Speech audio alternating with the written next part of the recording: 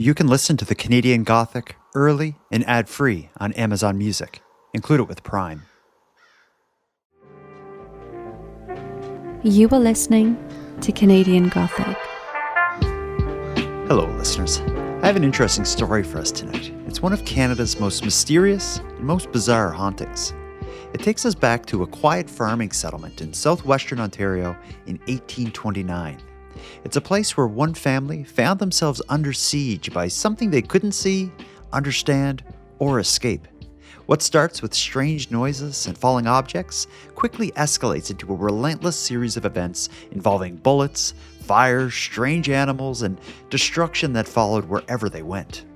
But what makes this case so fascinating isn't just the violence and destructive nature of the phenomena. It's the large number of witnesses, the attempts to stop it, and the shocking explanation that would eventually bring it all to an end. So pour a drink, get comfortable, and let's explore this one together. In this episode of the Canadian Gothic, I'm going to be joined by Madeleine Klein, and together we'll be discussing the Baldoon Mystery. Miss Madeleine Klein, it's not Halloween, but it may feel like it tonight. We're recording this mid-April, and spring is springing out there. How are you doing in Saskatchewan? I'm fantastic. Like you said, spring has finally sprung. I'm currently enjoying my clearance Easter candy. I currently have mini eggs in front of me, a whole bowl of them. Nice. Yeah, I love that's one thing I do love about this time of year. I should have opened with how are you enjoying the leftover Easter candy? I try to avoid sugar in my diet, but I make an exception after Easter. I've been binging on mini eggs. I can't resist those things. Oh, my gluttonous ass spent $44 on clearance Easter candy on Easter Monday. So that's like $100 worth of mini eggs, at least. But can we just talk about why they're so expensive in the first place? With inflation and shrinkflation, it was on full display this Easter. When I was going to get Easter candy, I was blown away by how much that was. And on Easter of all holidays. Is nothing sacred. Well, we're talking a lot about Easter. We should be talking about Halloween because it's not often that you and I sink into a ghost story, but we are tonight. And this is a really good one. I've only heard mutterings of the Baldoon Mystery. I've known it as one of Canada's most well-known and legendary ghost stories, but I've never really gotten into it. I'm calling it a ghost story. That's probably not the right word. I guess that you should call this either a poltergeist story or a haunting or maybe even a witch story. But all that to say, this is a wild story that we're going to be getting into tonight. Well, and I had never heard of it until you brought it up. And we were just talking about how I'm also surprised it's not more of a talked about story among the, Canadian ghost stories genre. But you just said, is it a ghost story? So I guess we'll decide. We'll decide after. I don't think it's a ghost story. I'll say that right from the start. And it is well known. Like when researching this case, I was finding so many like podcasters and other people like covering it or writing about it. It just seems that I think where I am on the east coast of Canada, so many of the stories of haunted houses and stuff are stories from our own history. Yeah. Maybe if I was from Ontario, I'd be like, what? Everybody knows about the Baldoon Mystery. Ontario's not that far, though, from you. Yeah, but like in Nova Scotia, all of our ghost stories are like haunted ships and lighthouses and, localized stuff. Is there Saskatchewan haunted house stories? Oh, yeah. I guess it'd be haunted farms. We've got there's what's that really popular line of books, like ghost stories of whatever? Scary stories to tell in the dark? No, not that one. Haunted Canada? Yeah, something like that. It's something like that. But yeah, there's like a whole book of Saskatchewan ghost stories or haunted Saskatchewan places. I think everywhere kind of has their story, especially old places, because so often haunted houses and poltergeists and ghost stories get wrapped up in history. Very much so that is the case with the Baldoon Mystery. This is a story that's set in present-day Wallaceburg, Ontario, except at the time when this story took place, which would have been around 1829 to 1833-ish. It spanned about a 3-year period that this happened. This area was known as Baldoon. And so much of the story that we know and discuss today is all thanks to the work of a family member of the targets of this haunting. The story involves the McDonald family, but what ended up happening is 45-ish years after the events that we're going to be discussing took place, a family member named Neil McDonald wrote a book called The Baldoon Mystery. And the book really tells the story, but it's not your typical book about a haunted house. It tells the story, but then the second half of the book is really just like signed testimonials by people from this community who witnessed elements of the haunting. So if let's say if the book's 80 pages long, the first 40 are like, here's what happened. The last 40 are just each page is a different community member saying, I saw this on this date. It's absolutely true. And they sign it. So it's really the book really serves to say this actually happened and all of these people saw it and witnessed it. It is quite bizarre, isn't it? Why they wouldn't have any reason to lie about something like that. And the people whose testimonials appear in the book, they aren't these made up characters or anything. People who study the history and like genealogy and Wallaceburg and what would have been Baldoon back then, these people all play into it. People use this story in this book for genealogical research because you find out about a lot of the different people who live in this community thanks to their appearance in the book and the testimonials they give in the appendix to the book. But all that's to say, let's not talk about the book. Let's talk about the story because there's a whole lot to say about it. Why don't you open the doors with setting up a bit of the background on Baldoon, now known as Wallaceburg? We've pulled a bunch of excerpts from the book that'll really walk us through the story. Why don't you start by telling us a bit of the background of this place? All right. In 1804, a group of Scottish settlers led by Lord Selkirk established a small farming community near what is now Wallaceburg, Ontario.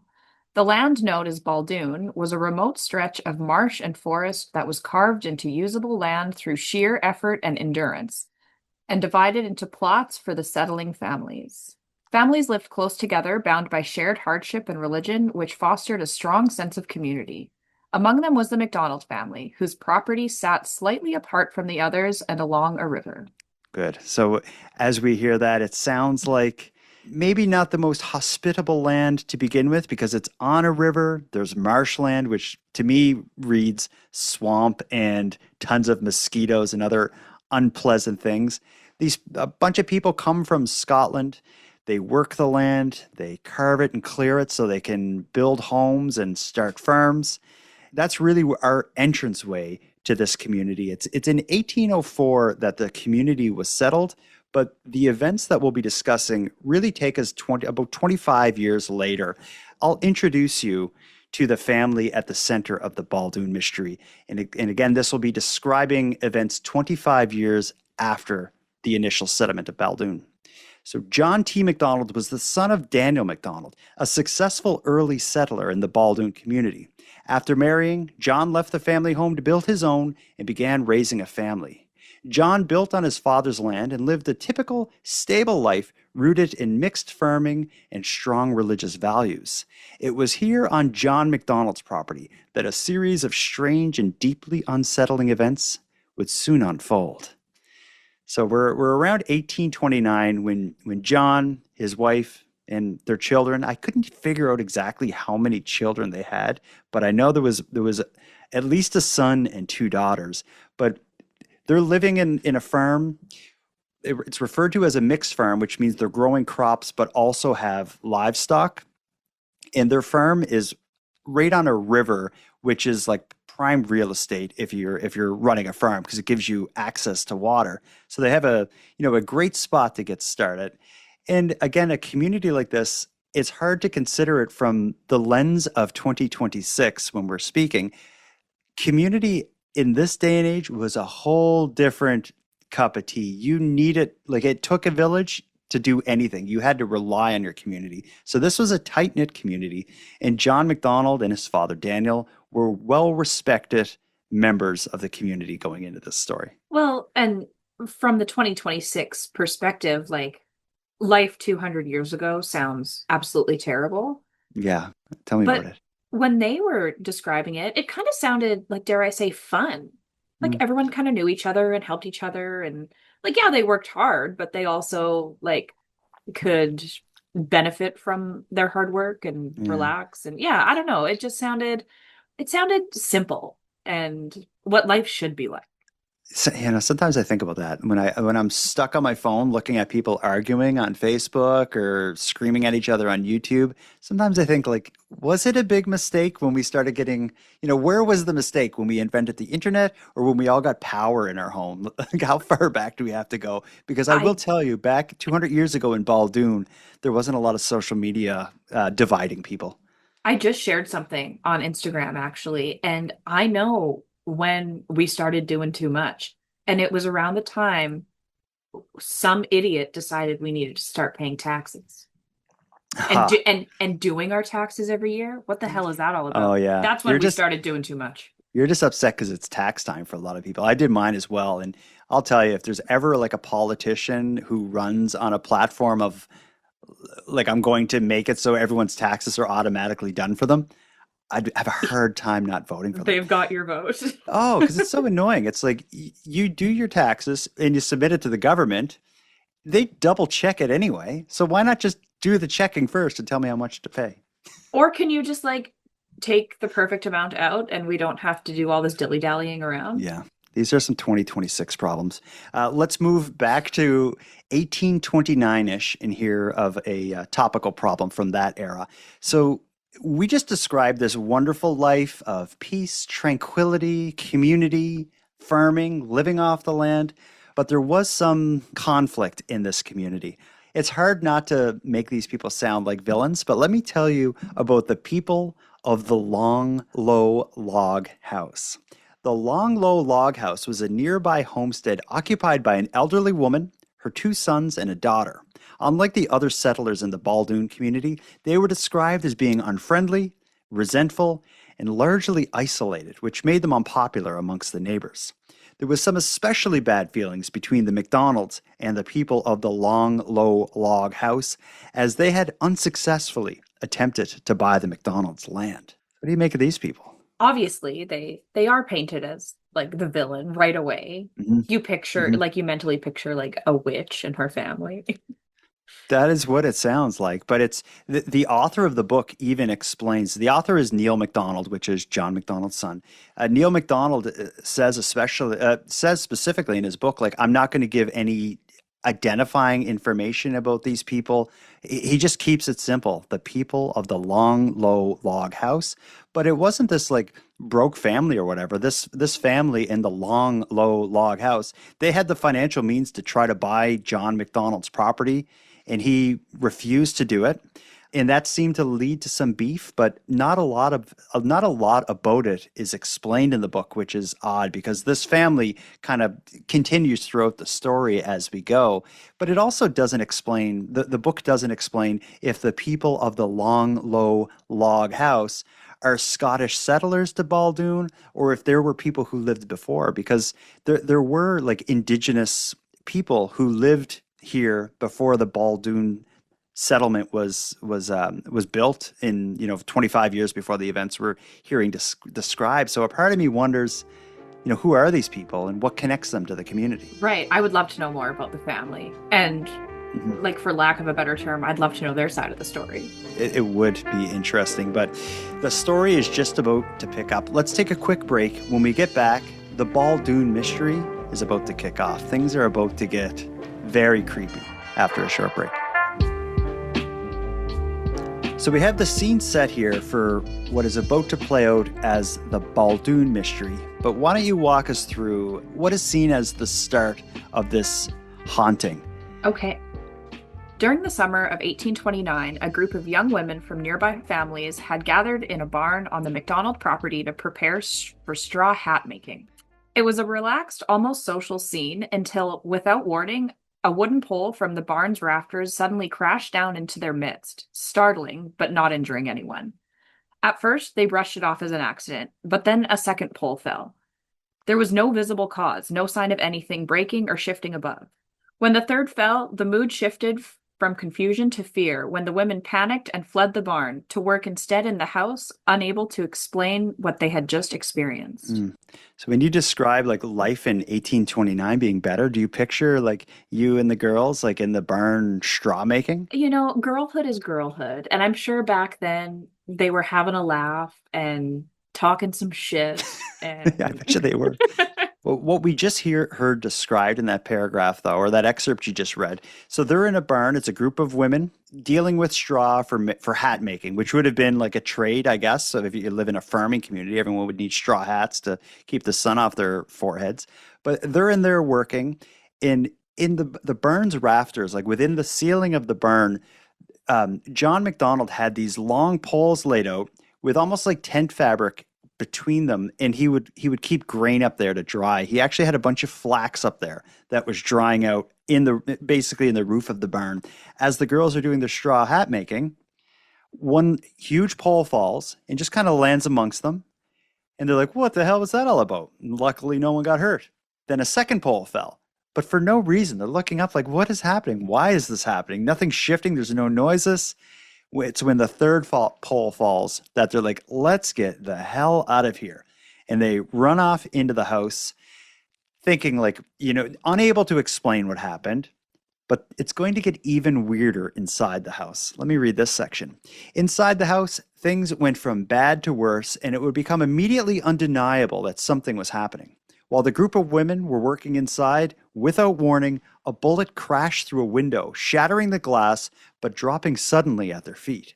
Their immediate assumption was that some careless hunter fired too close to the home, and a miracle of luck prevented tragedy.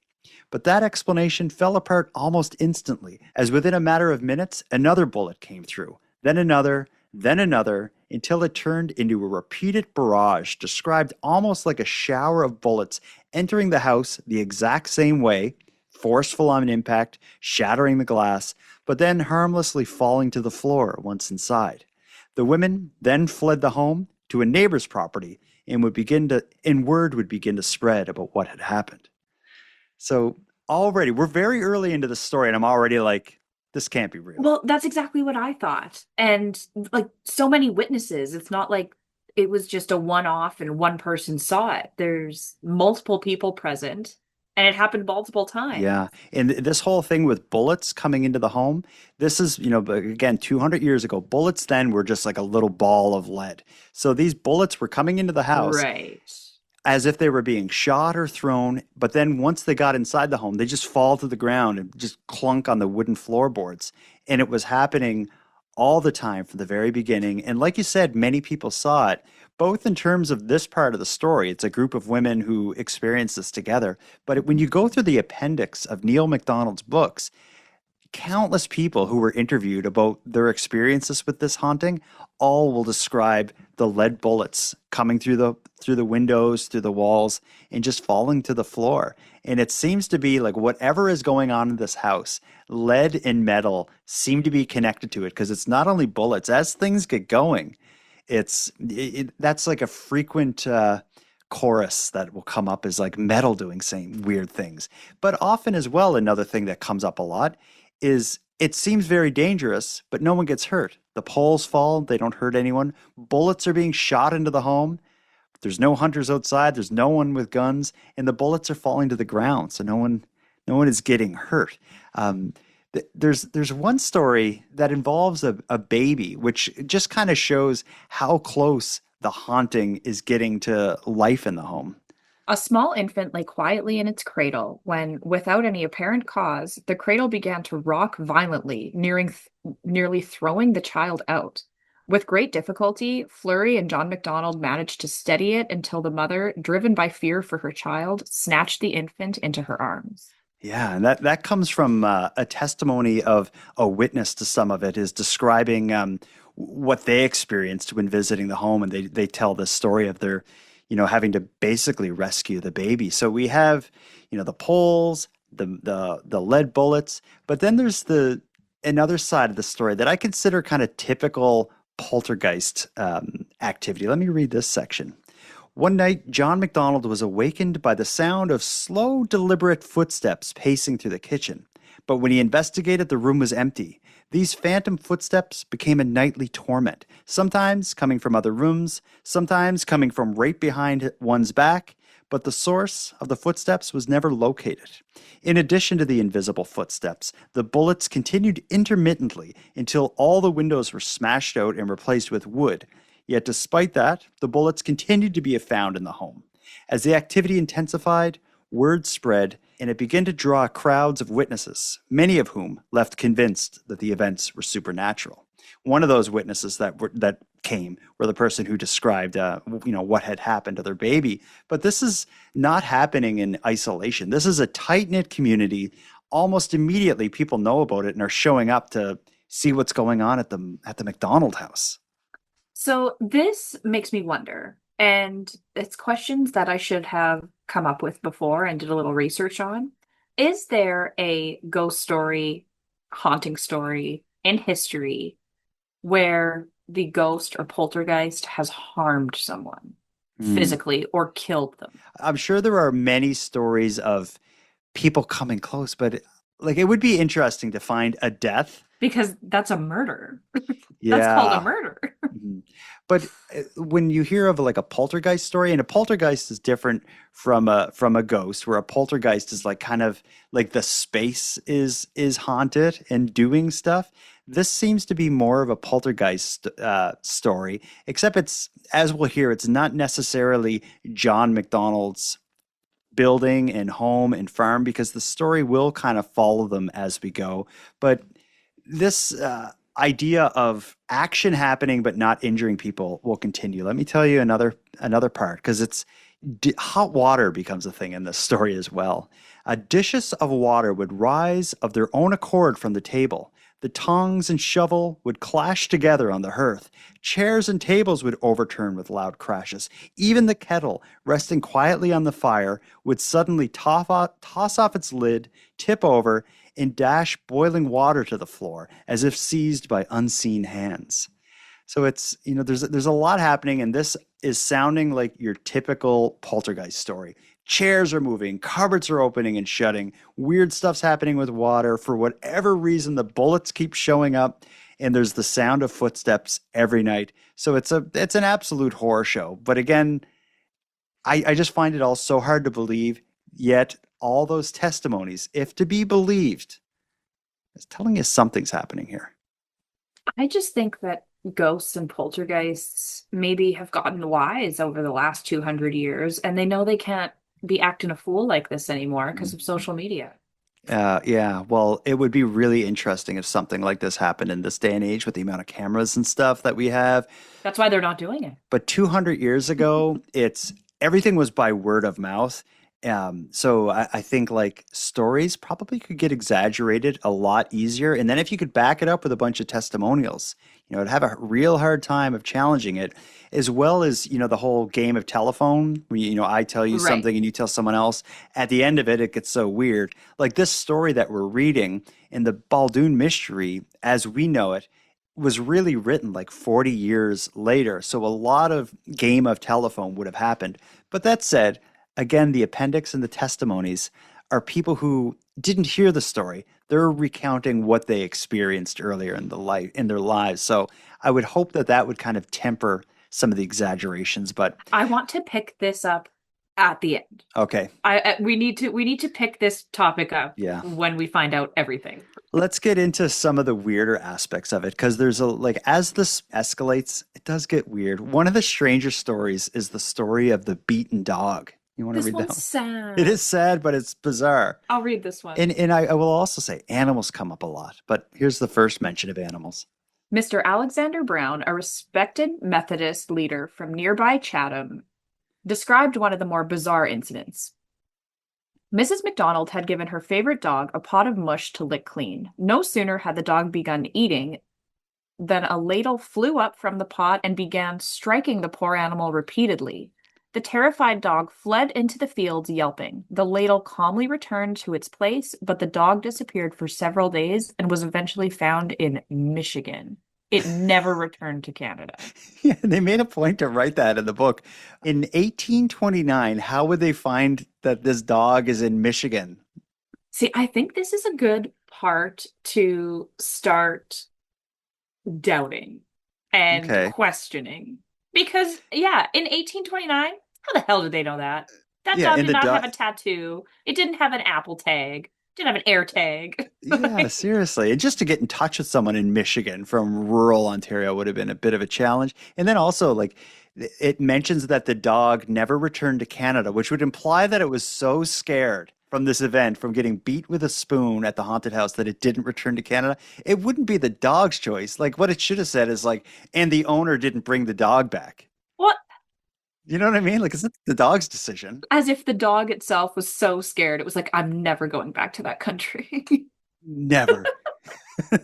Don't laugh at it. There's a haunted I house. know. Let me tell you another What if weird the one. dog starts haunting us? Oh God. There's scarier dogs to Oh come in this God. story. Let me tell you about the missing coins, because again, metal is involved in this story a lot. Here's one little anecdote that's backed up by witness testimony. While staying with the McDonald family, a traveling salesman named Patrick Tobin discovered that 20 of his silver coins had mysteriously gone missing. The family told him such items often reappear in the home, and during breakfast, the coins began returning, one by falling into the room until only one remained missing. Unsettled, Tobin quickly gathered the money and left, telling the children they could keep the final coin if it ever came back. And that again comes from a testimony. And that paragraph maybe didn't sum it up well, but this guy's a traveling salesman. And what would have happened back then, again, in the middle of nowhere, Ontario, in these little communities, there wasn't shops. So someone would show up probably with a bunch of stuff on a horseback and needed somewhere to stay. So this traveling salesman stayed with the McDonald family. One morning he woke up and realized a bunch of his coins were missing, but they were a trustworthy family, so he didn't think they robbed him or anything. He's like, my coins are missing. Like, I had a bag of coins, they're all gone. And John McDonald was like, yeah, don't worry about it. Like, stuff like that just comes back in this crazy haunted house. And while they're sitting having breakfast, the coins were actually just falling from like the ceiling and landing on his plate, like pling, pling, pling. And then when like one coin was left, he's like, I'm out of here. If that coin shows up, you guys can have it. Like, and see, now they've pulled me back in. Now I'm like, why would anyone lie about that? And it's so And creative. multiple people, right? Mhm, mhm. I haven't heard of that before. Yeah. This is probably the first recorded coin incident with Mhm. a poltergeist. But there is a little like clever storytelling with the whole like when there was one coin missing and that's when he left. It's like you can have that coin. There's a lot of parts of the story that really come across as like almost like a moment in a Shakespearean play or something. We'll get to some that I'll flag as we get to them that really to me as like somewhat of a storyteller where like I'm like, ooh, like whoever came up with this was really good. But this story, like we've just talked about some of the silly parts. It's going to escalate because up until now, it's bullets showing up, water knocking over chairs and stuff moving around. But like many haunted houses and poltergeist activity from the 1800s in Canada, fire will become a part of the story. And that's when damage really starts to happen. Let me read you a segment about it. About a year into the haunting, fires began breaking out throughout the McDonald home in inexplicable ways. Small flames would appear spontaneously, objects would ignite on their own, and burning materials were being found hidden throughout the home, forcing the family into a constant state of putting out small fires. The situation worsened until the time when multiple fires erupted at once and destroyed the family's home, leaving them with nothing. Turning to friends and community members for shelter, the disturbances continued to follow the family wherever they went. The family was left exhausted, displaced, living in constant fear, and with no escape from these ongoing events. Even friends were reluctant to offer the family a place to stay, and John was left turning to his father for shelter, who offered the cursed family a small building on his land to use as a home. And this, again, is backed up by multiple accounts of people recounting their memory of the family home burning down and using words like they escaped with their lives, they escaped with nothing but the clothes on their back. Like this is something that did happen. This family's home burnt down. They would stay with other people. Things would happen, and it got to the point where no one even wanted them. So they went back to their father, Daniel McDonald, who's now an old guy, and he said, "Yeah, there's a building on my property. You can stay there." And that's where they ended up moving in. Like, just imagine this happening to you and your young family. Like, what do you do? A host fire is so horrific. Just losing the stuff you take it for granted would rock you so hard. I worked in insurance for Right. years, so I've talked to a lot of people who lost Oh, everything. And when you're having the talks with them with people who've lost everything, the things they point to as like as breaking their heart having lost are stuff you would never really even think about. And so when you hear a family losing everything, I feel for these people, and I have no doubt that in the story this part of it certainly happened. That family's home burnt down. Whether or not all these strange fires started popping up, I guess we can debate that. But if you look at haunted house and poltergeist stories from this era, that's a constant refrain, is that fires were starting. And fire would have been such a fear in the 1800s because homes just weren't built the way they are now. They weren't as safe as they are now. The materials were mainly dried wood, which would burn, and they were heating with, wood fires and lighting at night with candles. So fire was a real risk. see, this is something we've also gone too far with because, so yeah, back in the day, things would have burned fairly quickly, I think. And then at one point, we like evolved to, where we had our shit together, for lack of a better word, or for lack of a better term. But now, a house will burn super fast Mhm. because couches are made with like flammable fabric. Yeah, and not only do they burn So, super fast now, they're also made of so much plastic that not only does it burn fast, it uh releases poisonous gases at the same time. So how it's nice. it's a whole different thing. But what the way I see it is, if you were writing kind of like a scary story nowadays, it'd be quick to turn to things like this bizarre flu and this COVID inspired stuff Hmm. because that's like a threat, or maybe like mass violence because that's like a real threat and you hear about that on the news. Yeah. In 1829, yeah, inexplicable fires burning down homes would be something that people lived in constant fear of. That, as well as like your crops and livestock dying off, was also like a real fear. And then when it actually happened and a small fire did start, it wasn't as simple as grabbing a hose. You'd be grabbing the buckets and running to the nearby river, which the McDonald family fortunately had, but True. it didn't save them there. But things are only going to get worse. So maybe we'll call this segment the calm before the storm. So their home burnt down. They're living in a building on Daniel McDonald's property, John's father. Why don't you read us the next segment here? For a few weeks, they were left in peace. Gradually, people were found who were not afraid to visit. One day, a female relative and Mrs. McDonald were alone in the garden. They noticed a black dog lying on the doorstep, basking in the sun. Where could it have come from? The young woman wondered. As they approached it together, the dog ran around the corner of the house. Each woman followed from opposite sides, expecting to meet at the back. When they did, neither had seen the animal. It had vanished. Returning to the front of the house, they spoke of its strange disappearance. Then suddenly the woman noticed the dog laying on the roof of the two-story house. There was no apparent way for it to have reached the roof. When the men returned and were told the story, they laughed it off. Yet from that point, the mysterious dog was seen in the area by multiple credible witnesses. And also from that point, the familiar disturbances resumed, except now amplified tremendously. The heavy, ghostly tramping was heard day and night. Furniture moved on its own accord. Large cupboards crashed to the floor. Bullets broke through upstairs windows, though not those below. Stones were hurled from the river into the house, only to be returned to the river and be thrown back again. But a far worse calamity followed. A terrible sickness struck the livestock, turning the fields into a cemetery. Ooh. Oh. So we got a lot to discuss here. So when the family moves from their home that burnt down into this property on Daniel McDonald's farm, it seemed to like things kind of cooled down for a little bit. But the appearance of this black dog seems to have kick-started it all up again. I've said earlier that animals kind of play into this. And from that point, the dog is seen regularly around the property, this shiny, black, silky looking dog. But all hell seems to start breaking loose again. The bullets are coming in, the banging, the footsteps, everything just starts again, showing that the poltergeist haunting isn't the old home. It's following the family. It's followed it to multiple people's homes after the fire. Now it's like found home base again at this new place. And I just want to elaborate a bit on one thing you described is in reading that, we heard about rocks showing up in the home and then being removed only to return again. What actually happened is this home was by a river, and so the river rock, like those beach stones, they were being found or being thrown through the windows of the house and being found on the floor like wet and dripping as if they had just come out of the river.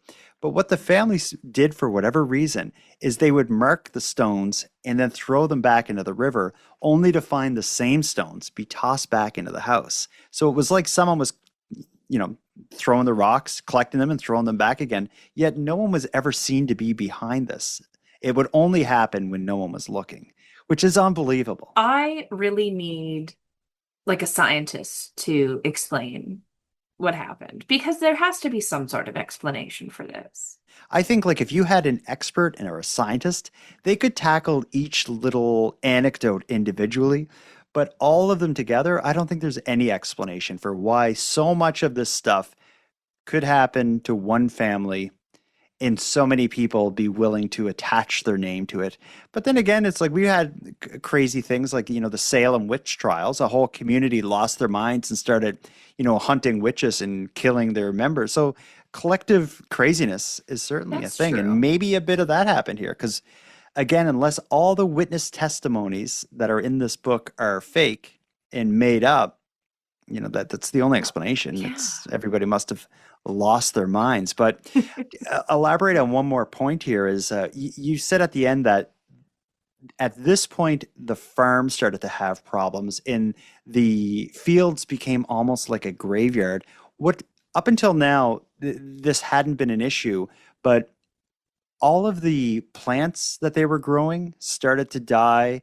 A large crop was corn, and typically the cornfields would be, like up to your shoulders or whatever. At this point in the story, the corn was growing like a foot high. So that was happening. So much of the livestock were getting sick. They lost all their chickens and sheep. Animals were being stillborn, which is really disturbing. But it just seemed like out of nowhere, the farm began to be targeted, not just the occupants of it, which is pretty terrifying. And just sad for all those animals. Mhm. Um, but there will be temporary relief, and it's going to come from an unusual place.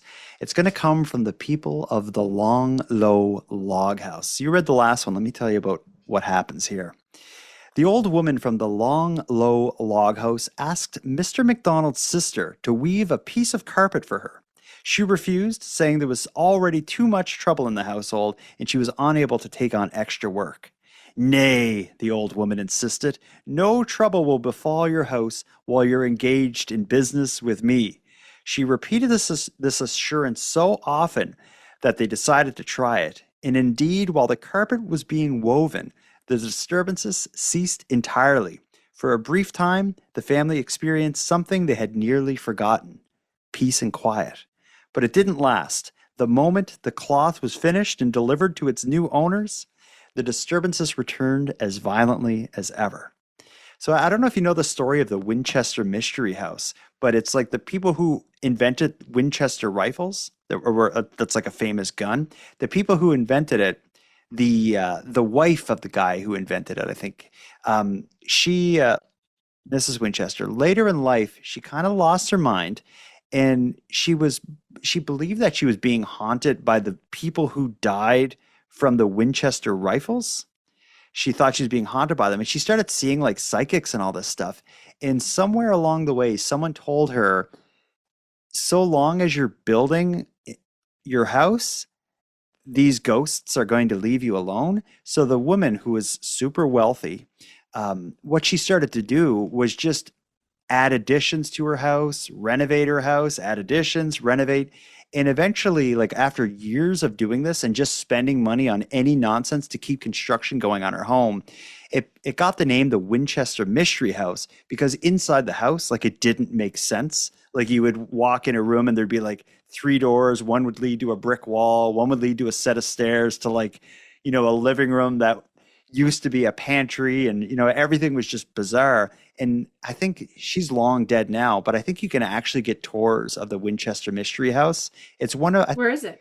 somewhere in the States. I'm not sure where it is, but you can see videos and photos of it online. The Cool. thing is, it's completely nuts, but this kind of reminds me of the story of the Winchester Mystery House because she was told, weave a carpet for this lady at the long, low log house, and as long as you're working for me, nothing's going to happen. And it worked for a little while.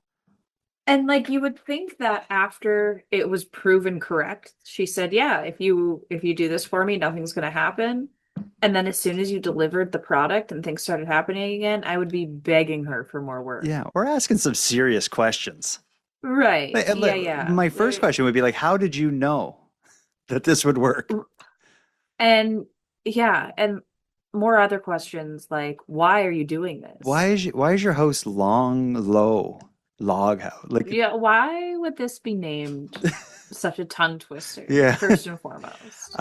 Let's take our second and final break. When we get back, some of those questions will probably be asked because as the story of the Baldoon mystery spread, people who were interested in helping investigate started to come out of the woodwork. And that's, I think, one of the most fascinating aspects of the story are the people who came to help.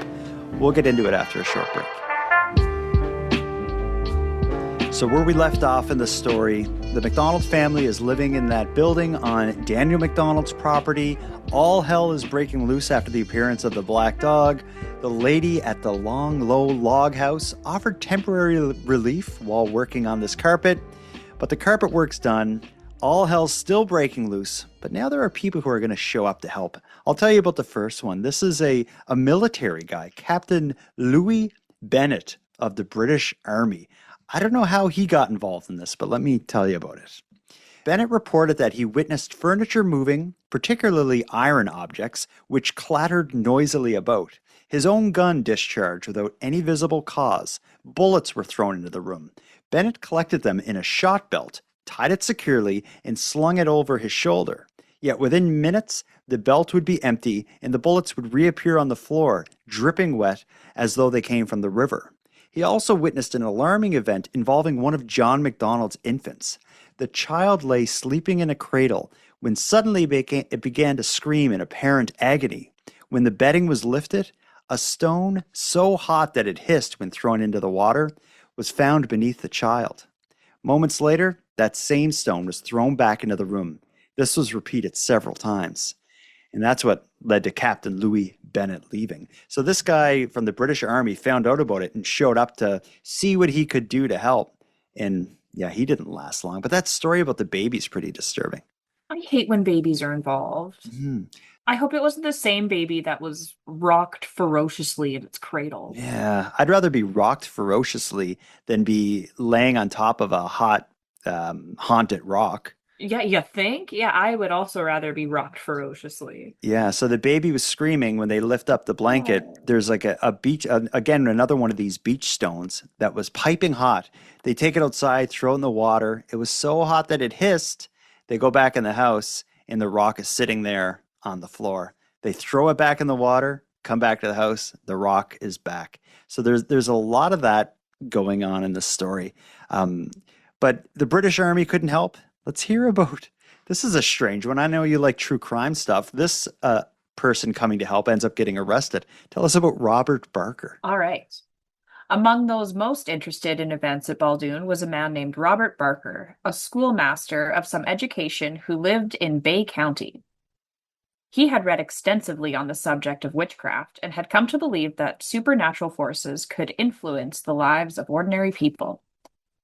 The case of the McDonalds provided him with an ideal opportunity to confirm his beliefs. He took up residence at Baldoon and devoted himself entirely to investigating the phenomena. Before long, his experiences convinced him that the disturbances were indeed caused by supernatural forces. His work caught the attention of local authorities who arrested and imprisoned him. It was later determined that no legal action could be sustained against him, as he had received no payment for his services, After release, Barker left the area and never returned, Mm, just like the dog. much like the family dog. So when I first read this section of the book, I was thinking like, why the hell did they arrest this guy? Like he was just there trying to help. But at the time, Oh, yeah, witchcraft. at the time there were so many shysters stealing money from people and using like witchcraft and all this other stuff as a way to do it. So I think that's probably what happened. He moved in the house and was, trying to convince the family who knew how to fix it. And just when he started working, the police showed up, arrested him, and he was held in custody for quite some time. So Like long. 6 months or something. Yeah, and they were going to have a trial and like everyone was ready to show up for it. It was like a big thing. It would be interesting to try to find news clips about this. Hmm. I haven't been able to, but if that's one way that'd be interesting to go through the history of it. If there was a paper at the time, they eventually dropped the charges before it goes to trial based on the fact that he didn't collect money. If he had to have, I guess then they would have had the case against him. But this guy, if he would have been able to solve it, who knows? But he seemed to just be someone who was interested in the supernatural and, connected himself to the story. But also, like, huge Catholic population back then. Mhm.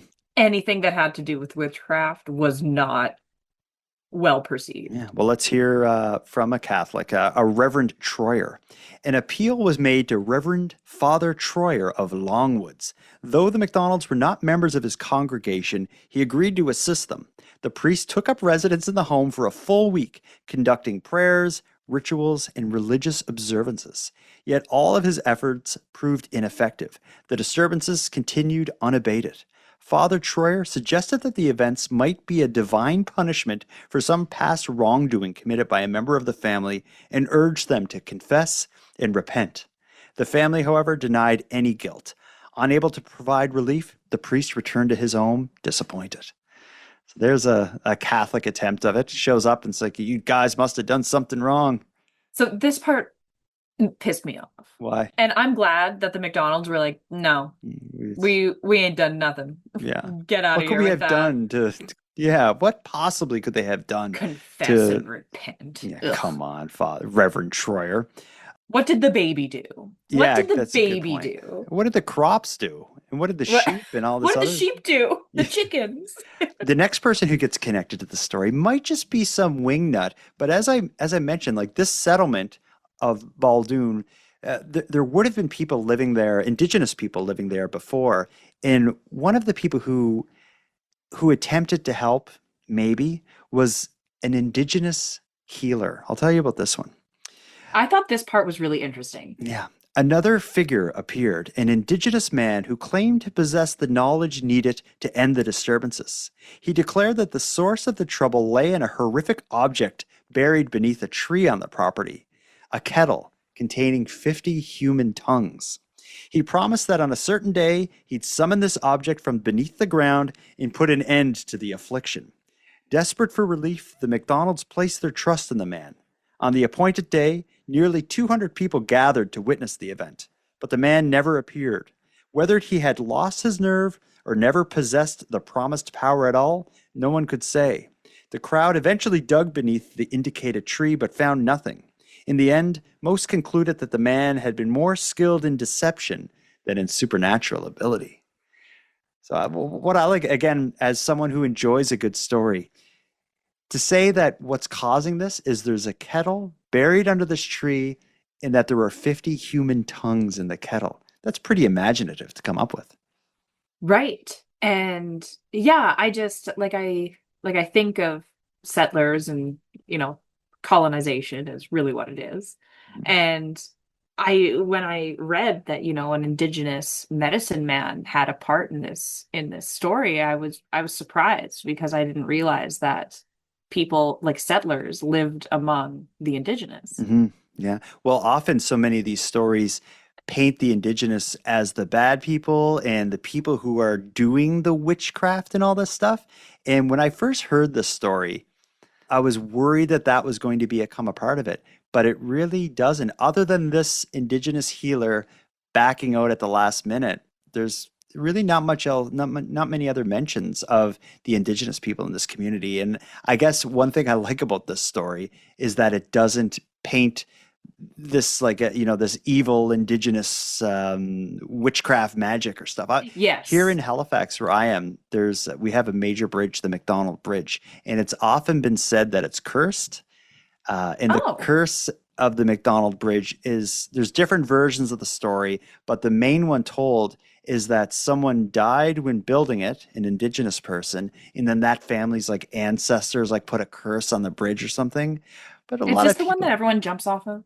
yeah, yeah, That's the one. that's Okay. the one, yeah.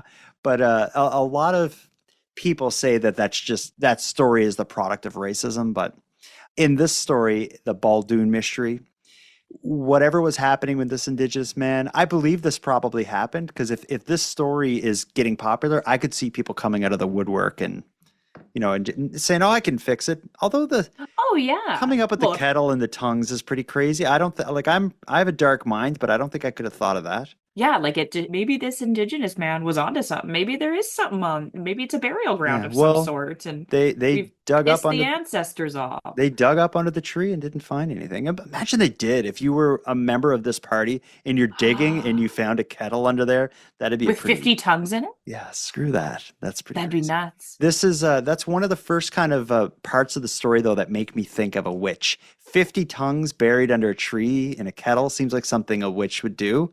But let's keep moving because we're at the point we're hearing of multiple people trying to help. We're now going to hear about the people who actually do help. And the solution to this whole thing is pretty amazing. I'll read this one. Reverend McDormand, a Methodist elder, confided that he knew of a doctor whose daughter possessed the gift of second sight and the ability to read mysteries through a stone. McDonald begged the elder to take him to this gifted young woman. After a multi-day journey, they arrived at the doctor's home, having traveled more than 80 miles through wilderness. The doctor received them kindly and introduced them to his daughter, a girl of about 15. She spoke simply of her gift of second sight as though it were nothing unusual. The stone she used, she explained, had been found by her father and was sometimes called a moonstone. However, she warned that using the moonstone caused her great physical exhaustion and mental distress, and she had resolved to do so only under extraordinary circumstances. MacDonald recounted his long suffering, and she listened thoughtfully and then suddenly asked, Did you ever have any trouble about your piece of land? Not exactly, he replied. Did someone wish to buy part of your land, and did you refuse? That's true, he said, beginning to understand. I see, she said, and then muttered quietly, a long, low log house. She then described the occupants of that house in remarkable detail and agreed to look into her moonstone. She withdrew to her room and remained there for 3 hours. When she returned, she appeared exhausted and distressed. While I looked into the stone, she said, I saw fire. One of your outbuildings was burned to the ground 2 hours ago. Continuing, she asked, Have you ever seen a black goose among your flock? After some thought, John MacDonald replied that he had seen a goose once, and that he even tried to shoot it. Yes, she said, but it escaped. No lead bullet could ever harm that goose. Why is that? He asked. Because your enemy takes that form.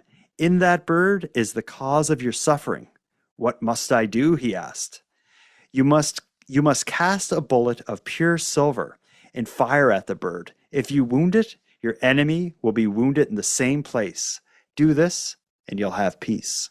So I think it's worth noting of the black goose because it was a black dog. Mm-hmm. Black seems to have an overshadowing here. And black is, of course, traditionally an evil color. Mm-hmm. I just thought that was something to point out. Yeah. Well, I think animals' involvement in the story, whatever's going on with the black goose, I think the black dog is maybe a part of that. This part of the story, though, is so crazy. I never would have thought that this would lead to a black goose being responsible or allegations of it. And we're going to hear more about this. But this, much like the kettle with the 50 tongues, the black goose being the source of the suffering, and this 15-year-old girl across the 80 kilometers or miles away or whatever saying kill the goose with the silver bullet. It's all very bizarre. You could have given me a million guesses, and I never would have guessed a black goose Like, was the bad guy in all this. yeah. Well, let's not bury the lead. Let's get right into it. I'll read the next piece as well. So, John McDonald and the Reverend travel through the forest, and we didn't get into like this part of the journey as well. When I talk about parts of the story that seem very overly dramatic and storytellery, the journey that they took from Baldoon to where this doctor and his fortune teller 15-year-old daughter lives, they took this multi-day journey on horseback that is, it's like describing a nightmare. As they were traveling together on horseback on this journey, they were being horrified by the sounds of war. As they're driving, they could just hear explosions, battles, people dying, screaming bloody murder. They also were hearing crime scenes. They were hearing people like screaming for help, saying they were being murdered and stuff. So like whatever haunting was happening, it was trying to prevent John McDonald from getting to meet this young woman with the moonstone who comes up with the story of the goose. But his journey back isn't as exciting. He gets home. The first thing he does is casts a bullet out of silver, and then he gets to putting an end to this. So I'll read that section. MacDonald gathered several men, asking them to accompany him as witnesses. Curious and intrigued, they make their way to the river. There, MacDonald points towards a flock of geese resting in the water. See that one with the black head? He whispered, his voice thin with emotion. He raised his gun, took aim, and fired. The shot rang out sharply. The bird gave a strange cry, almost like that of a human in distress, and then struggled towards the reeds, its wing broken. The onlookers were baffled. Seeing MacDonald's intense excitement, they began to suspect that his long suffering had unsettled his mind. To them, it appeared that he had simply shot an ordinary goose and was reacting with unaccountable joy. His refusal to explain himself only deepened their concern for him. But his purpose was not yet fulfilled. MacDonald alone turned towards the marsh where the long, low log house stood. He paused briefly at the gate, then stepped inside. One glance told him all he needed to know. There sat the old woman who had long been his enemy. Her arm was broken, and she was resting upon a chair. As her lips moved, she muttered curses under her breath. When she saw him, she recoiled, and in that moment, John MacDonald knew the silver bullet had found its mark. Oh, I do, and I hate calling this a story. Is it like I know a story can be true, but a story calling it a story makes it sound like it's fictional. It certainly feels like a story, even if true. Like if this Yeah, happened to me, I'd be like, I got a story for you, Madeline. Sit down. right. Yeah, it's just it's hard to believe that this happened, honestly. Mhm. Yeah, but it's again like our episode here talking, we're not going through all the witness testimonies that make up the No. second segment of the book. And as you read those one by one, it's different people giving the moment that they of the story that they were involved in. And it really builds up like you're like, damn, like this is true. And this again, this is a story that has been told and retold through history as one of the great Canadian ghost stories or haunting stories. But as someone who's gone through a lot of great Canadian haunting stories, there are a lot of similarities between them all. But this one has a lot of unique elements. I've never heard of anything like with the goose or the buried kettle. Well, it's The such a production.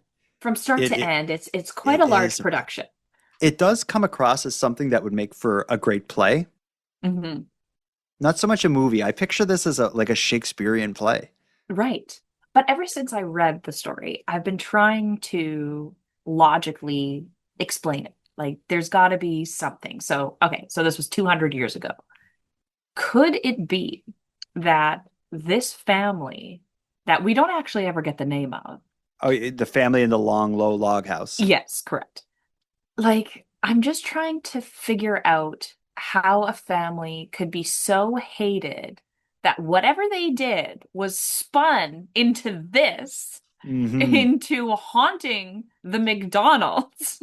Yeah. Because, I've heard rumors be spread about people, but never to this extent. well, and 200 years is a long time. That's a long time for things to be added and exaggerated and, Mhm. for dramatic effect. And I'm just like, I'm wondering whose wife one of the sons slept with. Well, it could have been the whole thing about the property. Like It could, John yeah. McDonald's family had great farmland right on the water in 1829, 1830. That was invaluable. There was nothing worth more than prime farmland. Like that was the thing for someone in this area. And so if the people in the long low log house wanted to buy it, and especially so if they were there before the Baldoon settlement started, they may have seen these Scottish settlers as people from the outside coming in and taking the good land. I could see this kind of this bad vibe, this bad situation, the bad neighbor story brewing. But this, more than anything now, isn't so much the story of a ghost or a haunting. This is a witch story because all signs point to this lady in the long low log house was able to turn into a goose, maybe turn into a black dog, and terrorize this family using a host of supernatural weapons, Elements? elements, all of it. But there's only one last piece that we should read, and this is just the definitive conclusion. Why don't you read the very end? Alrighty. From the moment the strange bird was shot and the woman injured, the disturbances ceased entirely. No further supernatural manifestations were reported in the McDonald household, and peace at last returned to the wooded slopes of Baldoon. The old woman suffered greatly from her injured arm. She endured constant and severe pain, which seemed to spread throughout her body. Her condition worsened over time, and at last death brought her release. It is said that on her deathbed she wished to see John McDonald, but her children refused to carry the message. Mm, What a great I end. wish, yeah, I would have liked to have heard what she said to him.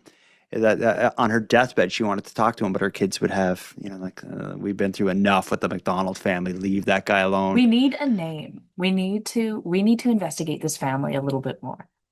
Or like Yeah, there's got to be more documents about the Witch of Baldoon. Come on.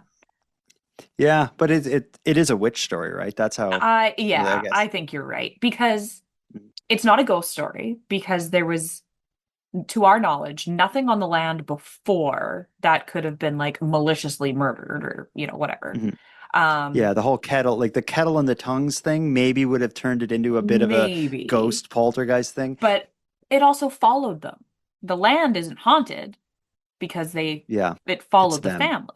It's them, and it's It's them. the only thing the lady in the long low log house would have against them is this property deal. And if you look at like even present day murder and crimes, it's not uncommon for it to be these neighborly disputes that get way out of hand. I've seen and heard of a million. Oh, So yes. People have killed for a parking spot in New York City. absolutely. Wouldn't probably So, happen today, to be honest.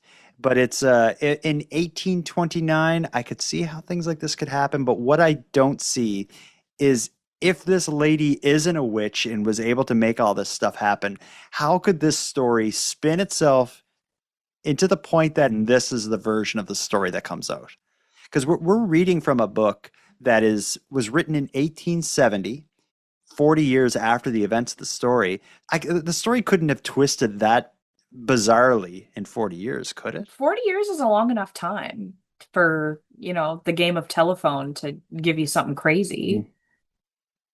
And remember, this is also like the family of like a family member of the victim family. Mm-hmm. And that's something we should say is when you read the book, it's not immediately clear that the person writing the book is the child of John McDonald.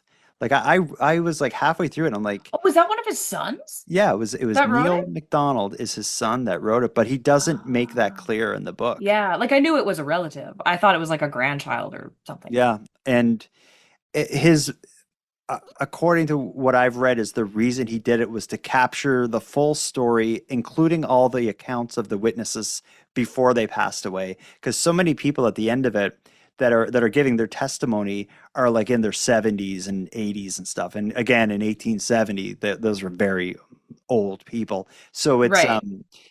he was trying to put the story together and document it before these people passed. So, and I'm glad he did, because we're now able to look at the story and the testimonies separately that support it, which is about the best evidence you can have for something that's 200 years old. There's not going to be photos or video of anything, of course. Oh, hell no. I would love to talk to Neil McDonald and give him the story that we're reading now and see how it kind of like and how we're perceiving it. I think that would be really cool. But it's just up for debate, right?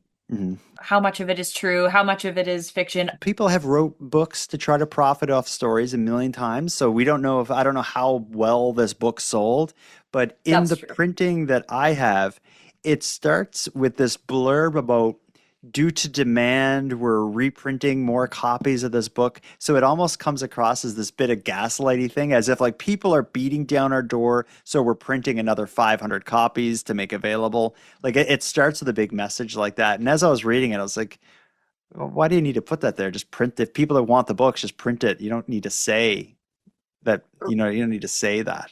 Right. I also would love to know what this property looks like right now. I do like this story. I love a ghost story. I love a haunting story. I love historical ghost and haunting stories. And this one has it all. Reading the book, I suggest anyone do it. What I'm going to, in this podcast's episode description, I'm going to provide a link to where you can read the book. And the actual book itself is written in like an old and English style that I found hard to read. Almost like Victorian. Yeah, I have a Yeah. modern version of it using modern language, and I'll link to that because it makes it a lot easier to read with a lot of the more modern translations of the words and stuff. But it's not a long read. You could sit and read it in an hour, and there's so much more to the story. Oh, less. Yeah, even less. There's so Yeah. much more to the story than we got into, and we hardly touched on the various witness accounts, which I thought were really interesting, although they're very short. It'll be something like, my name is Wendy Johnson. I was with John McDonald one summer working, and while with him, I saw this, that, and the other thing. I'm now 70 years old. This is my, the true story, and signs it. But it is a good read. It's entertaining, and yeah, I would highly recommend anyone check it out. Yeah. Let me ask you this and ask the listeners at the same time. Should we do more of this sort of thing? Because I love digging into ghost stories, haunted stories. Would you do more of this with me? And listeners, would you want to hear more of it? Madeline, you answer first. Oh, hell yes. Actually, I was thinking about before Okay. we were recording today, this is our first ghost story episode that we've done without Aaron. The only other ghost stories we've done have been our Halloween episodes. But I would definitely be in. Yeah. All right. Well, and any listeners, if you want to hear this sort of thing, or if you have a ghost story or a haunting story from your part of the country, go to thecanadiangothic.com/contact and let us know. And we'd also like to hear if you have an opinion on this story. Do you think it's real? If not, what do you think is going on here? Let us know at thecanadiangothic.com/contact and air your piece. Have you ever seen a ghost, had a ghostly experience? I never one where I definitively saw something, but Never like that movie Ghost. no. No. But I've been open to it, and if there was ghosts and people were seeing them, I feel like I'd be able to tune into that. I think so too. You've got the aura. You've got it. I feel like I do. Yeah. What about you? Ever see anything? Never. No, I believe in ghosts, but I've never had an experience. Yeah, I believe in it. I'm completely open to the idea. And if there are ghosts listening, I'd be cool about it. And I wouldn't say anything. Yeah.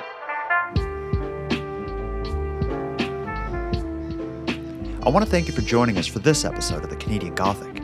For anyone out there interested in learning more about the Baldoon Mystery, in this episode's description, I've added a link to the modern language translation of the book that I've been referencing.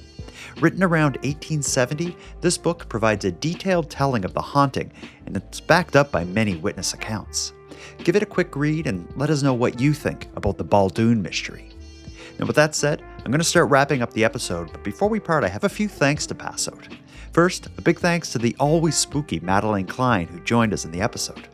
A big thanks to Monty Datta, who contributes the music for this show, and Linz from the Dystopian Simulation podcast, who provides our intro and outro voiceovers. But then lastly, And most importantly, a massive thank you goes out to each and every one of you listening, as without your interest and your support, this show would be as pointless as it would be impossible. Now, on the topic of support, let me thank the newest subscribers to the premium feed. Andrea, Kendra, and Alana, we appreciate you. And for anyone else out there who'd like to support the show, you can help us out here in a variety of ways. First of all, a premium feed subscription costs just a couple bucks a month, and that's what funds the creation of new episodes. But the premium feed will also give you those episodes 2 days early, give them to you ad-free, and give you access to a back catalog. If that sounds like something you're interested in, you can go premium at thecanadiangothic.com/subscribe. And even if you don't want to go premium, you can still support the show by sharing this episode on social media and letting all your like-minded friends know they should listen. Your support is very much appreciated. So with all that said, until next time, take care of each other, hug your loved ones tight, and let me know if you see anything weird. Thank you for listening to Canadian Gothic.